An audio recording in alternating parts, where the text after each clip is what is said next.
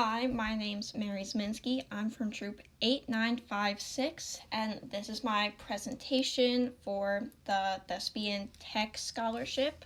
I will be doing a sound design of the Scarlet Heart, which is a one-act play. The genre of the Scarlet Heart is a romantic comedy. It takes place in the 1930s in southern Italy, and it has a harlequiness feel to it, so everything's super colorful in the play. The different spots that take place in the play are where the trio live. This trio is Brigella, Arlecchino, and Stupino. We have the Hotel Amata lobby, the Hotel Amata kitchen, Pantalone's room, and outside the Hotel Amata. And a summary of the play. So there's these three thieves, Brigella, Arlecchino, and Stupino, and they sneak into the Hotel Amata where the Scarlet Heart, which is an expensive gem, is being kept. Pantalone, who owns the Scarlet Heart, is there to put the gem on display. Puzzinella owns the Scarlet Heart, and her maids Colombina and Francesca come up with their own plan to get rich from the Scarlet Heart. A married couple, Flavio and Flaminia, arrive, and they look for a job for Flavio, who is jobless at the time. And Flavio somewhat mistakenly steals Capitano's identity to get into the Hotel Amata so he and his wife could, not be homeless for a couple days. The trio tried to steal the Scarlet Heart without success, and after a comedic chase scene, the gem is returned to Pantalone, and throughout the play, the characters fall in love with each other. Pay attention to that. It's important later. And so our design, so we did it in an outdoor courtyard outside the school, mainly due to COVID and our school's rules. There's going to be a small platform in the middle that's about 10 by 8 feet. And then around it, there's still going to be some concrete like walkways, and that whole area will be dubbed the stage. There's a diagram later on. And there's benches that block it off because our courtyard was built kind of weirdly. And the audience is only facing one side of the stage, so opposite to them, there's a curtain in the back. And then the sets are created with 6 smaller crates that are moved around to make like beds and desks. Lighting, we brought in a smaller lighting system, so there were only 2 stands with 4 lights in each one that project onto the stage. Then for sound, we got a portable sound system. That was very fun. And the speakers are placed in the front corners, like downstage, in front of what's to be dubbed the edge of the stage, facing the audience, of course. Then 3 foot mics were placed on the edge of what was dubbed as the stage, and we didn't use body mics because of, again, COVID restrictions, and also because we didn't have mics at the time because we were getting a whole new tech system put in. And for the music, so for the transitions, Italian-esque songs will be played, very classic, something easily recognizable by the audience, and they're taken from the Italian restaurant music of Italy. And every time the characters fall in love, Careless Whisper by George Michael will be played. And also, during the chase scene, the William Tell Overture was played. This is our speaker plot, so as you can see, there's a platform in the middle, then we have 3 floor mics along the front of what's dubbed the stage, and you can see where the speakers are in the top 2 corners. Then this is a sound reinforcement plan.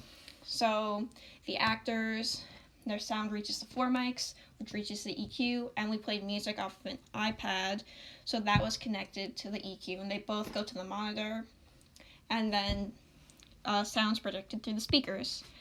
And these are the sound cues, which are in the more official looking document that you were given.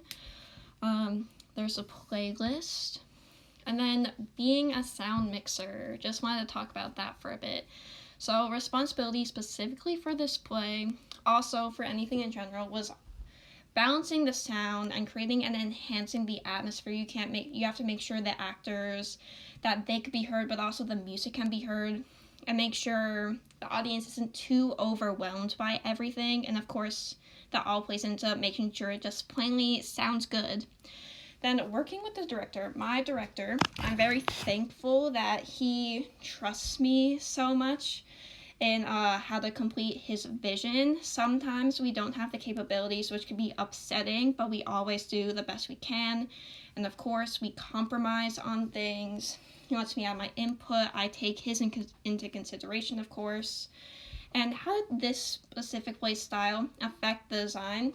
So because it's a comedy, the sound should produce situational irony, which is why Careless Whispers was chosen, and the William Tell Overture, very classic, something that will make the audience laugh, of course.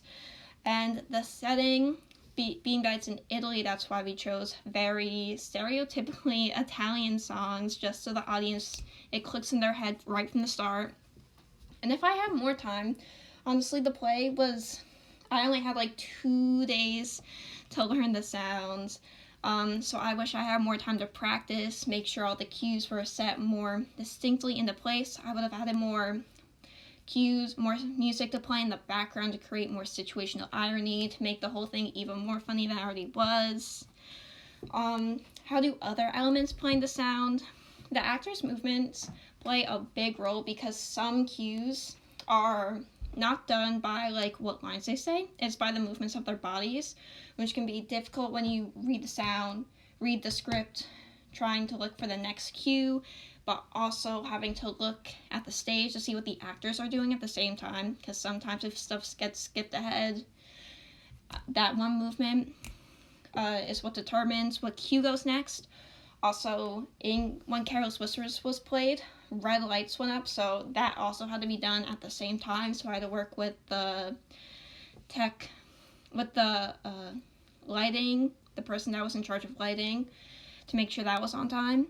The challenges, this was the first time we did an outdoor play, so working with that space, making sure everything was heard. That, of course, played into its own difficulties.